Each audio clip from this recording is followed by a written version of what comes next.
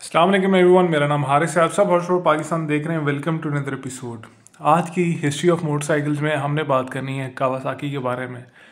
Kawasaki वैसे तो दुनिया का सबसे तेज़ तरीन मोटरसाइकिल बनाने वाली कंपनी है, बट इस कंपनी की एक हिस्ट्री है पाकिस्तान के अंदर। सैडली इसकी एक और हिस्ट्री जो कि बैंकरप्सी और बैनिंग से मुताल्लिक है। कई लोग कहते हैं जी कावासाकी चोर इस्तेमाल करते थे, पुलिस वाले 1 to 5 पे उनको पकड़ नहीं सकते थे, इसलिए पुलिस ने कावासाकी बैन करवा दिया। और इसके अलावा बहुत सारे किस्से हैं, क्योंकि हम 90s के बच्चे, हमारे जो बचपन का जो हैवी बाइक था, हमारे बचपन का जो H2R था, वो GTO 125 था। तो आज की इस वीडियो में हमने बात करनी है कि कावासाकी अचानक से कैसे गायब हो गया पाकिस्तान से और चला कहाँ गया और वापस क्यों नहीं आ रहा। तो लेट्स स्टार्ट। कोई भी इंटरनेशनल कंपनी जब किसी दूसरे मुल्क में जाती है तो वहाँ पे काम करने के दो तरीके होते हैं। एक तो आप जॉइंट वेंचर करते हैं, लोकल कोई पार्टनर ढूंढते हैं, उसके साथ कारोबार स्टार्ट करते हैं, और एक आप अपना खुद का प्लांट लगाते हैं।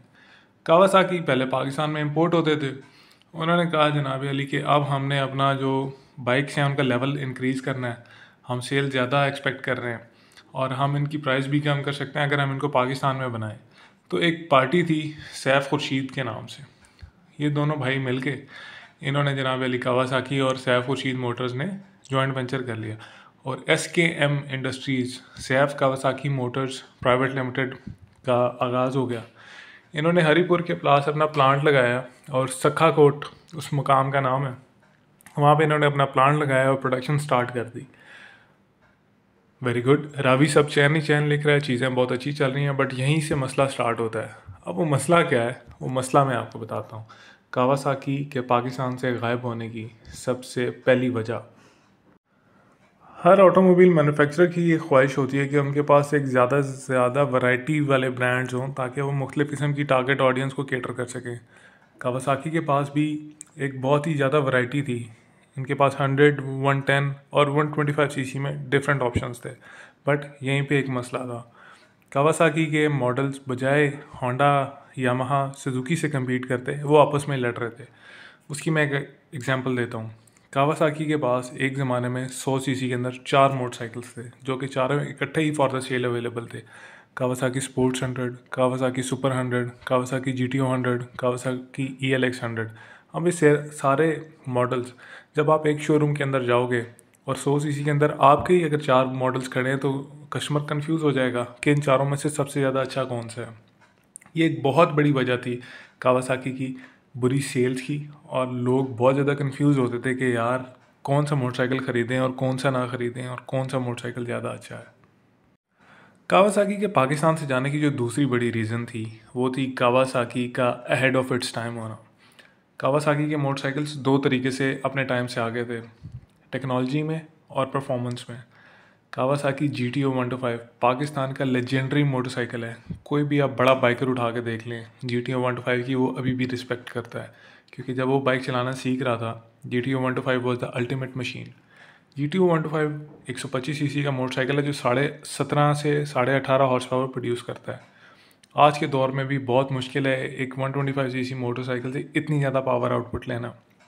अब जब आप टेक्नोलॉजिकली बहुत ज़्यादा एडवांस हो जाते हैं तो पाकिस्तान के मैकेनिक्स, हम सबको पता है, अब भी नूरे हैं और तब भी बहुत ज़्यादा नूरे होते थे।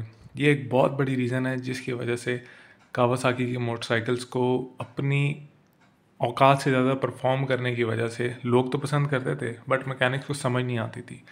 कुछ इनके पार्ट्स की अवेलेबिलिटी का नहीं, रिलायबिलिटी का इश्यूज़ था। मेरे एक दोस्त ने बहुत ही प्यार मोहब्बत से कावासाकी स्पोर्ट्स 100 रखी हुई है, और उस बाइक के साथ रिलायबिलिटी के जो इश्यूज़ होते हैं, अल्लाह की पनाह। तीसरी जो सबसे अहम वजह थी कावासाकी के पाकिस्तान से जाने की, वो थी इन्फ्लुएंस, बुरे लोगों का इन्फ्लुएंस। सखा कोट वाली जो फैक्ट्री थी वहाँ पे आए रोज़ हड़तालें होती रहती थी और वहाँ पे वर्कर्स की एक यूनियन टाइप डेवलप हो गई थी, जिसको वहाँ का जो लोकल डॉन था उसकी सपोर्ट हासिल थी। अब वो भत्ते के चक्कर में या अपनी बदमाशी कायम करने के चक्कर में या काम के बगैर सैलरीज लेने के चक्कर में कंपनी की मैनेजमेंट को एक्सप्लॉइट करते रहते थे। उन्होंने शायद रैंसम मांगा या काम रोकने की धमकी दी या कुछ किया, हालात काफ़ी ज़्यादा बिगड़े और लोकल डॉन अंकल की वजह से सखा कोट की जो फैक्ट्री है वो बंद हो गई। और चौथी रीज़न जो हम बचपन से सुनते आए हैं कि कावासाकी के मोटरसाइकिल्स तेज़ बहुत थे, तो डाकू चोर इसको इस्तेमाल करते थे और लॉ इन्फोर्समेंट एजेंसीज के पास होंडा की 125 थी, तो होंडा की 125 से जीटीओ नहीं पकड़ी जाती थी, तो इसलिए पुलिस वालों ने इनको बैन करा दिया। ये बस बचपन में स्कूल में किसी बच्चे की छोड़ी हुई बात थी, इससे ज़्यादा इसमें कोई सदाकत नहीं है और ना ही ऐसा पॉसिबल है for a big brand like Kawasaki to go from the market like that. अगर आप इसको थोड़ा सा डीप डिग डाउन करो तो आपको इसके असल फैक्ट्स पता चलते हैं। असल रीज़न कावासाकी के पाकिस्तान से जाने की ये थी कि कावासाकी का जो लोकल पार्टनर था द सैफ खुर्शीद गाइस, वो लोग बैंकरप्ट हो गए थे, उनके पास पैसे नहीं थे और जिसकी वजह से उनको पाकिस्तान स्टॉक एक्सचेंज से भी डीलिस्ट कर दिया गया था। जब एक कंपनी स्टॉक एक्सचेंज से डीलिस्ट होती है इसका मतलब है उसके पास अपने ओवरहेड्स भरने के लिए और अपने एक्सपेंसेस भरने के लिए कोई पैसे नहीं है, एम्प्लॉयज़ को सैलरीज देने के लिए, रॉ मटेरियल के पे ऑफ करने के लिए, बिल्स वगैरह पे करने का कोई पैसा नहीं था उनके पास। ये एक सबसे बड़ी और सबसे वैलिड रीज़न थी कावासाकी के पाकिस्तान से जाने की। इसके अलावा ऐसी कोई बात नहीं थी कि टू स्ट्रोक्स पे बैन लग रहा था। टू स्ट्रोक्स पाकिस्तान के अंदर 2010 में आके बैन हुए हैं। 2010 तक टू स्ट्रोक्स आराम सुकून से चल रहे थे, चीज़ें काफ़ी प्लेजेंट चल रही थी टू स्ट्रोक के हवाले से। और ये कुछ पॉइंट्स थे जो आप लोगों के साथ डिस्कस करना ज़्यादा ज़रूरी थे। यही वो वजूहत हैं जिस वजह से कावासाकी जैसी लेजेंडरी कंपनी पाकिस्तान छोड़ के चली गई और अभी तक वापस नहीं आई।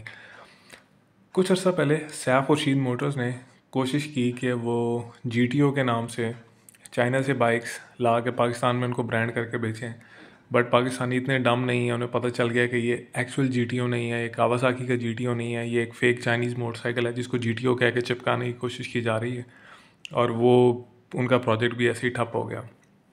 तो ये थे कुछ फैक्ट्स, और अगर आपके फैक्ट्स स्ट्रेट हुए हैं तो कमेंट में मुझे ज़रूर बताइएगा। Kindly like share subscribe to this video.